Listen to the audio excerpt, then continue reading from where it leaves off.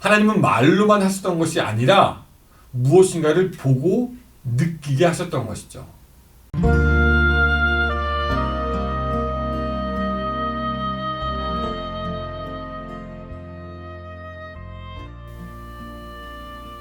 행복한 교회 승리하는 성도 여러분, 예수 그리스도 안에서 풍성해지는 복된 삶이 되시기를 바랍니다. 하루의 성경 한 장, 5분 메시지, 그리고 30분 기도하는 153. 오늘은 시즌2 152번째 시간이고요. 하나님께서 오늘 우리에게 선물로 주신 5월 20일 금요일 순서입니다. 여러분, 오늘도 기쁜 하루가 되시기를 바랍니다. 이 하루도 소망, 하나님이 주시는 희망, 호프라고 하죠. 가득한 오늘 하루가 되시기를 바랍니다. 소망에 대해서 말했으니까 이런 말이 기억이 납니다. 사람에게서 재물을 빼앗아 보라. 그가 움츠릴 것이요. 목표를 빼앗아 보라. 기력을 잃을 것이다. 소망을 빼앗아 보라. 주저앉게 될 것이다. 네. 소망의 중요성을 이야기하는 말입니다. 우리는 여기서 시편 기자의 말이 안 떠오를 수가 없죠. 뭡니까? 나의 소망은 주께 있나이다. 오늘 하루 살아가면서 주님이 주신 소망으로 가득한 날이 되시기를 바라며 오늘 153 시작합니다. 자, 오늘 그 성경 말씀은요, 에스겔서 12장 3절과 22절, 24절까지입니다. 3절과 22절, 24절. 자, 제가 먼저 3절 읽겠습니다. 인자야, 너는 포로의 행장을 꾸리고 낮에 그들의 목전에서 끌려가라. 내가 내 처소를 다른 곳으로 옮기는 것을 그들이 보면 비록 반역하는 족속이라도 혹 생각이 있으리라. 22절, 24절. 인자야, 이스라엘 땅에서 이르기를 날이 더디고 모든 묵시가 사라지리라 하는 너희의 이 속담이 어찌됨이냐? 그러므로 너는 그들에게 이르기를 주 여호와께서 이같이 말씀하시기를 내가 이 속담을 그치게 하리니 사람이 다시는 이스라엘 가운데서 이 속담을 사용하지 못하리라 하셨다 하고, 또 그들에게 이르기를 날과 모든 묵시의 응함이 가까우니 이스라엘 족속 중에 허탄한 묵시나 아첨하는 복술이 다시 있지 못하리라 하라. 아멘.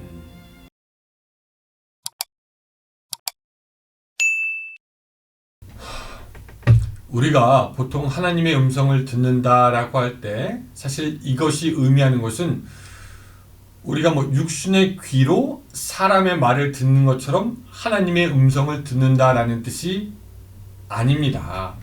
물론 이 구약시대에는 어떤 때는 하나님께서 당신의 뜻을 사람의 귀에 들리도록 분명하게 말씀도 하시고 또 그렇게 인간에게 전달하셨지만, 지금은 하나님의 뜻이 말씀을 통해서, 우리가 가진 이 성경을 통해서 다 계시되었고 알려져 있기 때문에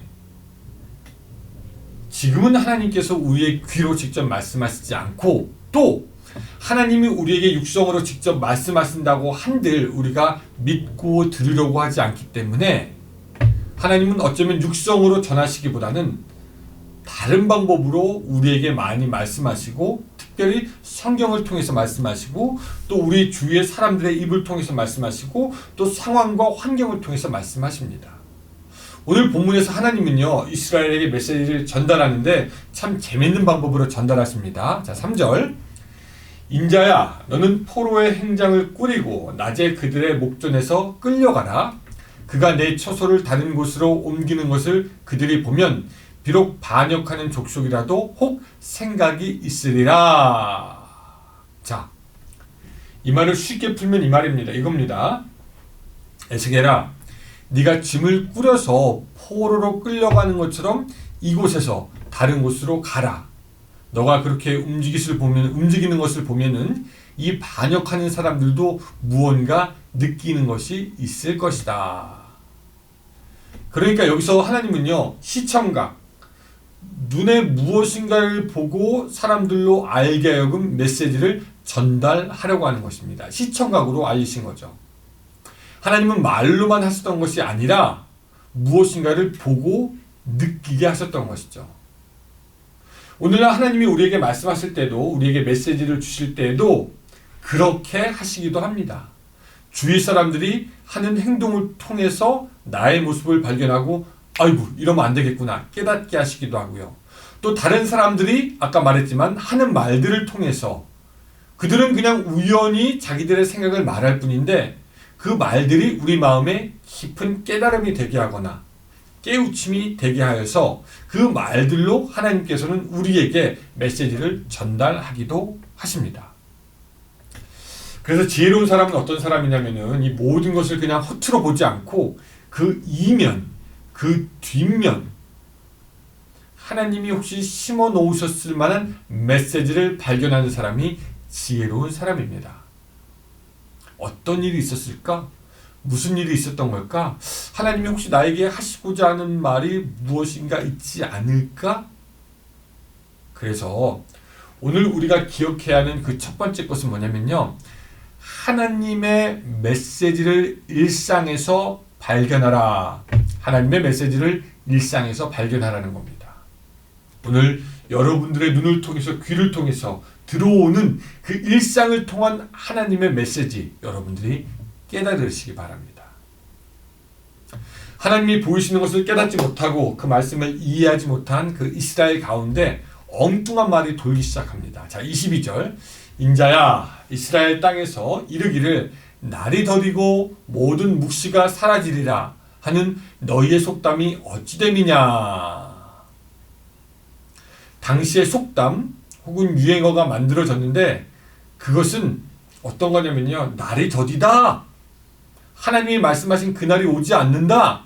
묵시가 사라진다. 이런 유행어가 있었다라고 하나님이 말씀하는 겁니다. 그렇게 하나님의 말씀이 오고 있는 것을 깨닫지 못하는 자들은 또한 그런 자들에게 하나님은 24절과 25절처럼 말씀하시는 것을 우리가 볼 수가 있습니다. 이스라엘 중에 허탄한 묵시나 아첨하는 복술이 다시 있지 못하리라 하라. 나는 여호와라. 내가 말하리니 내가 하는 말이 다시는 더디지 아니하고 응하리라. 반역하는 족속이여 너희 생전에 말하고 이루리라. 나 주 여호와의 말이니라 하셨다 하라.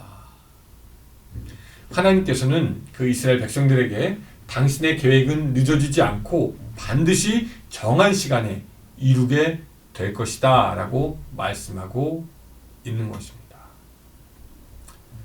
사랑하는 성도 여러분, 오늘 우리들은 그 하나님의 메시지를 다 잘 듣고 있습니까? 또 그 하나님의 말씀이 이루어지게 될 것을 믿고 있습니까?